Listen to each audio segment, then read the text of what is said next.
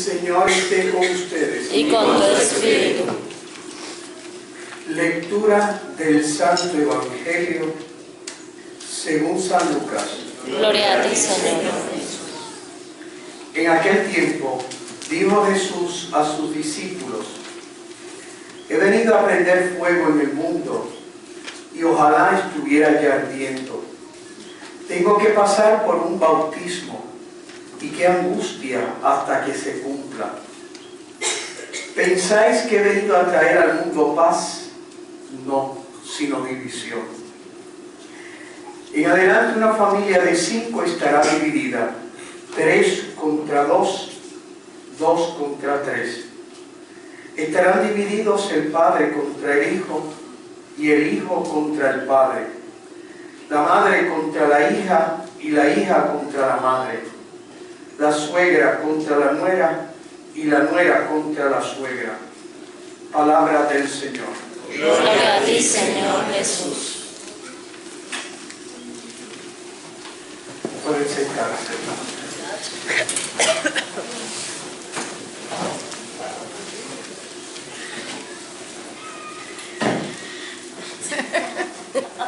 Fíjense bien.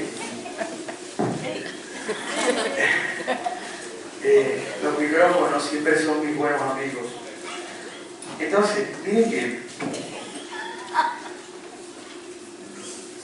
La iglesia celebraba el jueves pasado un acontecimiento en la vida de María, que es la asunción de la Virgen María en alma y cuerpo al cielo. La iglesia celebra esos acontecimientos en la vida de la Virgen María precisamente porque son acontecimientos donde nosotros vemos la acción de Dios en una criatura, la acción de Dios en la que, como dice la Virgen María en casa de su prima Isabel, el poderoso ha hecho obras grandes por mí, su nombre es santo. Es decir, la Virgen María es esa persona humana que le deja a Dios ese espacio para que Dios pueda realizar su obra mejor. La Virgen María es la prueba a través de la cual nosotros nos damos cuenta las consecuencias de tener a Dios en nuestra vida. Donde Dios está presente, la muerte se cambia en vida. La derrota se cambia en victoria. La vida adquiere una plenitud y un significado diverso. Uno ve las cosas distintas cuando uno tiene a Dios en el corazón.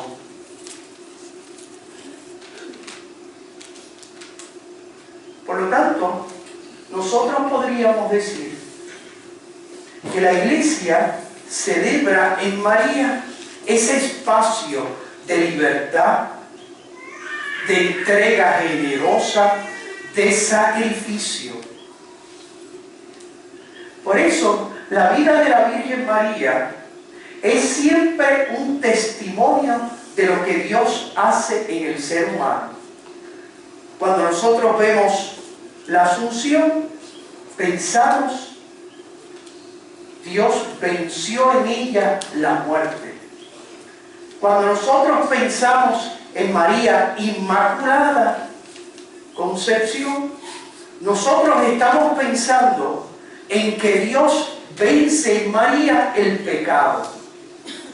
Siempre es la acción de Dios en una criatura. Fíjate, cuando nosotros pensamos en la Inmaculada Concepción, nosotros estamos pensando en una criatura que como tú y yo ha sido redimida de un modo distinto, pero ella también puede cantar: se alegra mi espíritu en Dios mi Salvador. ¿Qué significa eso? Si nosotros tuviésemos aquí un hoyo en este lugar, o vamos a pensar en los hoyos que nosotros encontramos en las carreteras, que está llena de hoyos, ¿verdad? Uno de esos hoyos inmensos en la que se iría el carro si cae. Sin duda, si tú fueras caminando, caerías en ese hoyo. Así es como los antiguos explicaban la Inmaculada Concepción. Tú y yo, por el hecho de nacer, nacemos con el pecado original, que es esa deficiencia que todos tenemos al nacer, en la cual Dios está ausente de nuestra vida. Por lo tanto, tú y yo caemos en el hoyo, en esa deficiencia original que todos los seres humanos recibimos por generación. Es parte, por decir así, de esa hipoteca que todos recibimos por el hecho de nacer. Ausencia de Dios, caemos en el hoyo. Pero en el caso de María, Dios evitó que cayese. Siempre es salvar. Se salva una persona sacándola cuando cae o evitando que caiga. Siempre es salvación. Por eso es que ella es también fruto de la cruz del Calvario, en previsión de los méritos de Cristo. Pero siempre, fíjate, todos estos dones de María, su Inmaculada Concepción sin pecado, es decir, llena de Dios, su asunción a los cielos, todo siempre tiene un sentido de servicio. Siempre Dios, cuando da un don, lo da no con el propósito que tú puedas autoglorificarte de lo que Dios ha hecho en ti, sino es para servir. Por eso, ¿por qué Dios evitó que ella cayese y estuviese inundada de Dios desde el primer momento de su concepción? Porque iba a ser madre de Dios. Es decir, porque tenía que servir. Porque ella está asunta en el cielo. Uno puede pensar, la asunción es una separación. No. Ella asunta se hace más cercana. Porque ya la muerte, que nosotros siempre la vemos como separación, en María la muerte ha sido vencida. Y por lo tanto ella está cercana. ¿Por qué? Para servir. En María, ninguno de sus dones, fíjate que cuando ella en la Sagrada Escritura se autodefine, ella no se autodefine como Inmaculada, como Madre de Cristo. He aquí la sierva del Señor. He aquí la servidora. Porque la grandeza de María es que todo lo que ella recibe es para servir. Ella es la primera, precisamente para que pueda ser la servidora de todos. Ella recibe la función, no es separación, es cercanía. Ella se encuentra en Dios. Precisamente porque ella nos ve, nos escucha en Dios. Nos ve como nos ve Dios. Nos escucha como nos escucha Dios. Cuando tú ves las cosas en Dios, qué distintas tú las ves. Cuando tú escuchas las cosas en Dios, qué distintas tú las escuchas. Cuando tú ves un pordiosero en la calle, tú no ves un pordiosero, tú ves un hermano al que tengo que ayudar. Cuando tú lo ves en Dios. Cuando tú ves las cosas y las escuchas en Dios, adquieren una plenitud y un significado diverso. Por eso la asunción, más que separarla, la hace cercana. Por eso es que la iglesia ha sentido durante estos 21 siglos, ha sentido la cercanía del servicio de María. Ella se hace presente en Fátima, ella se hace presente en Lourdes, en Guadalupe, en Aparecida, es decir, en todos esos lugares. Lo único que nos habla es de la radiografía de María como servidora. ¿Y cómo ella nos sirve? Nos sirve con su oración, con su cercanía, con su ver las cosas en Dios, que no la ha alejado de nosotros, sino que le ha dado una nueva visión, unos nuevos oídos, un nuevo modo de acercarse a ti, de servirte, porque ella es mamá. Cuando los niños en Fátima, en Medjugorje, uno de los niños le decía a María, ante la aparición de esa belleza que impacta, le decía: madre, ¿por qué tú eres tan bella? Y la respuesta, ella no rechazó el piropo como buena mujer, no rechazó el piropo. Le dijo: ¿sabes por qué soy bella? Porque amo. Ama y serás bello. Toda la belleza de María no es una especie de nosotros. No celebramos en ella simplemente lo que Dios ha hecho en María. Nosotros celebramos en ella que Dios la ha adornado de unos dones, de unos talentos, para que pudiera ser servidora. La grandeza de un ser humano es poder servir, porque cuando tú sirves, te desarrollas como ser humano, te dignificas. Si un médico simplemente es médico para sacar chavo, al final su profesión, en vez de dignificarlo, lo deshumaniza. Si un político simplemente ve en los demás una especie de pedestal y no en los demás una oportunidad de servir, al final ese político, que sin duda es el primero para que sea servidor de todos, se deshumaniza, se destruye. En María hay siempre esa actitud de servicio. La Asunción nos recuerda a nosotros: mira, es que la distancia en el tiempo no la ha separado de mí. Es que el corazón de ella, de servidora, es el corazón de una mamá. Por eso es que el Evangelio de San Juan recoge una escena maravillosa en la cual ella se encuentra en unas bodas, y en esas bodas faltó el vino, dice la Sagrada Escritura, y dice la Escritura Santa que ella percibió con esos ojos de mamá, de servidora, porque una mamá es curioso. Una mamá siempre está en una actitud de servicio, puede estar cansada, pero si el hijo llega, siempre hace comida, siempre está en actitud de servicio. Una madre no es esclava de nadie, es servidora. Dios es el primer servidor, y su grandeza de Dios es porque sirve. Por eso es papá, padre. Por eso es hijo, que sirve a su padre y nos sirve a nosotros hasta el extremo.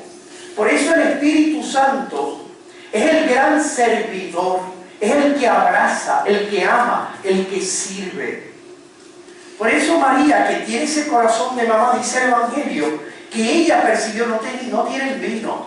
Ella percibe lo que pasa desapercibido a los ojos de otro, porque el corazón de María, su servicio es materno. Y hay algo en el corazón de una mamá, vuelvo a insistir, que es una actitud continua de servicio, hasta el extremo.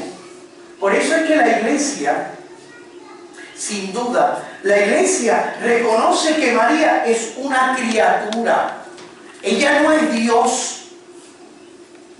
Ella no es comparable con Dios. Ella es una criatura como somos tú y yo. Una criatura que ha sido redimida. Una criatura en la que Dios ha hecho obras grandes, asunta en alma y cuerpo al cielo. Sin embargo, todo eso que Dios ha hecho en María, lo ha hecho con el único propósito de que ella fuera servidora.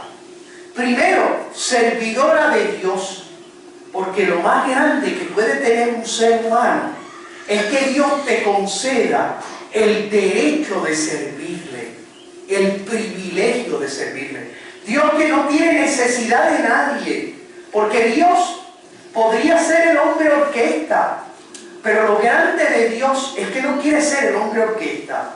Lo grande de Dios es que quiere sentir que tú y yo, y entre nosotros resalta la servidora María, seamos cooperadores de Él en el propósito divino de hacer feliz a los demás. Por lo tanto, María es servidora, no solo de Dios, sino también tuyo y mío. La Iglesia, cuando habla de María, no la quiere comparar a Dios. Dios no tiene necesidad de ella. Dios suscita colaboradores. Dios quiere que seamos colaboradores con ella, con Él. Pero fíjate bien, la Iglesia siempre, y por eso la Asunción, nos recuerda ese misterio de la cercanía de María. Ni el tiempo ni la muerte la ha separado de nosotros, sino que al contrario, porque ella, Cristo, ha vencido la muerte, la ha vencido para que pueda ser servidora. Y está en el cielo, y está cerca de nosotros, camina entre nosotros. Así lo decían los padres de la Iglesia en algunas de esos escritos antiguos, en la que ellos decían: María camina entre nosotros. El mismo Lutero, que fue el iniciador de toda la reforma protestante, en una homilía el día de la Asunción dice lo siguiente: porque María vive en Dios. Esa es la experiencia que nosotros tenemos. Por eso, hoy que nosotros estamos escuchando en el Evangelio, que se nos está diciendo que el creyente tiene que vivir en contradicción con un mundo sin Dios, tiene que notarse la distinción. Tú y yo, cuando vamos al mundo, tenemos que demostrar que cuando Dios se mete en nuestra vida, como se metió en la vida de María, el poderoso ha hecho obras grandes por mí. El ser humano adquiere una plenitud y un sentido diverso. La vida se ve como servicio, la muerte se ve como victoria. Todo adquiere una dimensión distinta. Tú y yo no podemos vivir en el mundo como el mundo se comporta. Tú y yo tenemos que tener criterios y sensibilidades diversas. Se tiene que notar. Jesús dijo en el Evangelio: si vuestra justicia no es mayor que la de los escribas y fariseos, no entraréis en el reino de los cielos. Y por lo tanto, tú y yo no podemos vivir como viven los demás. Si tú, tus criterios, lo que tú ves, tus programas, tu modo de trabajo, tu modo como tú vives tu profesión, si tú la vives como la viven los que no tienen a Dios, todavía tú no has tenido la maravilla ni la aventura de entender lo que Dios es capaz, las consecuencias de tener a Dios en el corazón. Y por eso la Iglesia te presenta este ejemplo viviente, este acontecimiento histórico que se llama María. Porque la Iglesia nunca habla de mito. La Iglesia no es que simplemente dice esto es un cuento bonito, no. La Iglesia siempre te presenta historia. Cuando el pueblo de Israel hablaba de su libertad conquistada, liberándose de la esclavitud de Egipto, siempre hablaba lo que Dios hizo en nosotros. Ellos hablaban de historia, no de mito, no de un cuento chino, sino de las maravillas, de las consecuencias que Dios nos liberó. Cuando la iglesia habla de las maravillas que Dios es capaz de hacer en un ser humano, cuando la iglesia proclama la grandeza del Señor, se alegra mi espíritu en Dios, mi Salvador, te presenta ese espejo donde la iglesia es sin mancha ni arruga ni cosa parecida. Es como una especie de preview cuando tú vas al cine, que te presentan como imágenes para que tú te sientas el deseo de ver la película. Pues Dios, cuando te presenta a María, cuando la iglesia te la propone, te está diciendo, mira, mira las maravillas de lo que Dios es capaz de hacer en un ser humano. Y mira que esas maravillas Dios las hace para que tú sirvas.